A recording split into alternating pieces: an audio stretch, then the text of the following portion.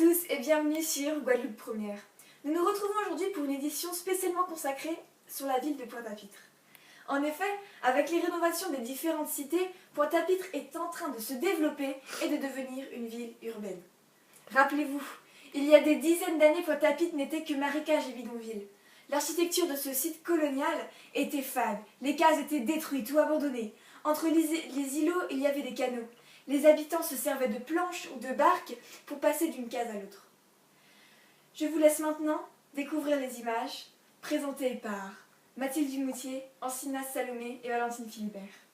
La ville de Pointe-à-Pitre est une ville d'art et d'histoire. Elle est aussi l'un des plus petits territoires communaux, mais avec sa richesse architecturale, la ville n'a pas son pareil. Elle regorge d'édifices anciens, construits entre le XVIIIe et le XXe siècle, mais est avant tout la capitale économique. Pour commencer notre journée, nous sommes descendus du bus dans la cité Bergevin. Sur le chemin du cimetière, sur notre droite, nous avons pu voir des bâtiments, la cité Chanzy, qui est issue de la première rénovation mais va être amenée à être détruite. Cependant, ce bâtiment est toujours habité. Comme vous pouvez le constater, il y a de nombreux travaux de rénovation, sachant que le chantier a débuté en 2006 et la date de fin est prévue pour 2016. En poursuivant notre visite, nous avons pu voir une partie de la cité d'Henri IV qui, elle, est en cours de destruction. Durant sa démolition, les matériaux sont récupérés. Cette cité, qui est le plus ancien ensemble HLM de ce département français, est un ensemble de logements sociaux situés dans le quartier de Bergevin à Pointe-à-Pitre. Sa construction s'est opérée de 1960 à 1964. Elle regroupait à l'origine 584 logements, une dizaine de commerces et un espace professionnel répartis à travers 5 barres de 4 étages. Avec les séismes du 21 novembre 2004 et du 29 novembre 2007, les bâtiments ont été fragilisés et la ville de Pointe-à-Pitre, en collaboration avec l'ANRU, a décidé d'imposer une rénovation en profondeur de la cité HLM. Suite aux divers problèmes, donc les séismes, les crises économiques et le relogement, une partie de la cité a été reconstruite. Nous avons pu voir de nouveaux aménagements comme un city, un espace sportif, des bancs de jeu, de la verdure. Donc on se soucie des espaces de rencontre pour la population. Il n'y a pas que des nouveaux aménagements, il y a également des anciens locaux qui dépérissent. Malgré l'interdiction d'habitation, la population installée depuis plus de 40 ans a du mal à se séparer de leurs logements qui sont insalubres. Donc il y a des rats, des odeurs, des déchets, de la dégradation jusqu'à y avoir des trous dans les bâtiments. Poursuivons avec le marché de Montréal.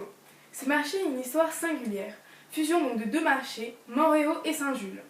Lors de la rénovation urbaine de Pointe-à-Pitre en 1967, il fut rebaptisé marché de la Cité Nouvelle.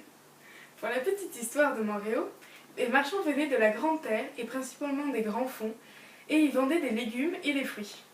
Totalement inconnu des touristes, la population pointoise disait que ce marché méritait pourtant le détour. A priori, seul le nom de ce marché peut paraître typique et charmant. Et pourtant, c'est dans ce quartier populaire qu'on retrouve l'ambiance du vieux Pointe-à-Pitre. Cependant, aujourd'hui, il ne reste plus rien de ce marché, si ce n'est que quelques poutres. Nous poursuivons la visite dans une rue de Pointe-à-Pitre qui se situe en face du cimetière. Dans cette rue, nous avons pu remarquer la présence de pavés. Il n'y a pas de goudron pour faire de cet espace une zone piétonne et privilégier l'entrée du cimetière. On pense la ville autrement. On repart alors dans l'autre sens pour nous retrouver de nouveau dans le quartier Henri IV, mais cette fois-ci, nous sommes à l'intérieur.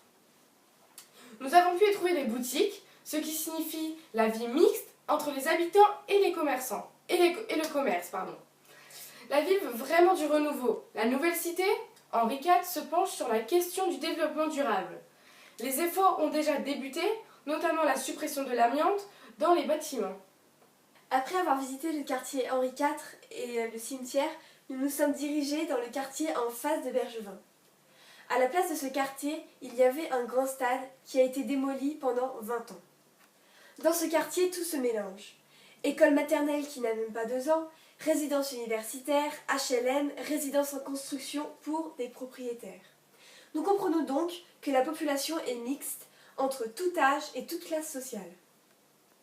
Lorsque nous sommes remontés dans le bus, nous avons quitté la zone industrielle de Bergevin pour se diriger vers la mairie. Pendant le trajet, il y a eu plusieurs points de repère assez importants, comme la gare maritime. Donc c'est le port de voyageurs vers les autres îles. Le port de Pointe-à-Pitre va accueillir des bateaux de plus en plus gros, donc le port va être aménagé de plus en plus grand. Nous remarquons sur le chemin une église en forme de triangle et un aménagement sportif. Nous avons pu observer également la construction de différents types de bâtiments, des vieux bâtiments tels que les HLM afin de leur rendre un look plus agréable et mieux aménagé, des résidences neuves où une partie des gens de la cité Henri IV vont être logés. Nous avons pu voir aussi de gros travaux avec la présence d'énormes tuyaux afin d'aller chercher à 50 mètres de profondeur et en vélo, car Pointe-à-Pitre est un ancien marécage et un espace sismique. Derrière cet espace marécageux, nous pouvons voir le port autonome de Jarry, où nous distinguons des cuves de pétrole et les installations industrielles de Jarry avec des porte-containers amarrés. Nous sommes passés devant le quartier Loricisque qui est un des ports de pêche de Pointe-à-Pitre qui souffre de la sargasse. Nous y avons également vu des barques de pêcheurs. Nous sommes donc en face de la pointe de Jarry, où sur le front de mer il y a un espace de détente pour la population avec des bancs, des espaces sportifs, des promenades face à la mer, une base nautique. Nous rentrons dans la ville de Pointe-à-Pitre où le bus nous dépose devant la mairie. Pour réaliser tous ces travaux, l'Union européenne a aidé financièrement l'État et la région Guadeloupe. La région intervient tout de même dans les domaines suivants: le renouvellement urbain, l'animation sociale des quartiers, la redynamisation économique des quartiers, la restructuration des centres urbains et le développement des équipements à proximité. Les citoyens ont tout de même leur mot à dire sur le choix des aménagements à travers leur participation à des associations, à des conseils de quartier ou à des débats publics.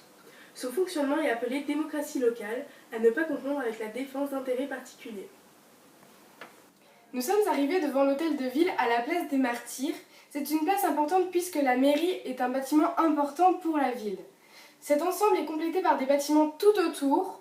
Nous remarquons que les bâtiments en face de l'hôtel de ville ont été désamiantés. Ils ont été fabriqués avec du béton brut. C'est un style des années 70. Autour de la place des Martyrs, il y a des jets d'eau. Donc cela permet de donner une respiration à la ville, de la faire respirer. Des espaces verts en grande quantité, ce qui casse le côté gris des autres bâtiments. Nous sommes passés devant un ensemble d'institutions coloniales du XIXe siècle, comme le palais de justice, qui est une structure métallique, l'ancienne gendarmerie, l'église ainsi que l'ancien presbytère. Nous sommes passés devant le musée principal Saint-Jean de Perse, qui se trouve entre la darse et le marché principal. Ce musée est classé comme monument historique. Nous avons rencontré le maire de Pointe-à-Pitre, où il nous a décrit avec précision le projet de cette rénovation urbaine et ses intérêts, les besoins de la ville comme le relogement des populations, etc. Un canal qui est en angle droit et qui ceinture la ville, et c'est celui qui permet le drainage de toutes les eaux de la ville, et c'est ce qui permet que la ville... La rénovation actuelle des quartiers contribue activement à la lutte contre la pauvreté et l'exclusion. Les projets concernent environ 20 000 habitants pour lesquels les indicateurs sociaux sont particulièrement défavorables, comme faible niveau de ressources, forte proportion de personnes âgées, taux de chômage élevé, taux de réussite au baccalauréat parmi les plus faibles du département, fort sentiment d'insécurité. Au-delà de la démolition qui constitue une impérieuse nécessité, le projet est une opportunité pour prendre en compte de nouvelles exigences comme la qualité du cadre de vie et des enjeux comme la mixité sociale. Le projet offre des possibilités de relogement dans un parc social complètement neuf. Il assure par ailleurs une diversification des populations en développant une offre de logements issus du parc libre, de logements pour étudiants et des résidences pour des personnes âgées. Le projet donne ainsi la possibilité d'un parcours résidentiel sur un même territoire en conservant le lien social créé par plus de 40 années de voisinage.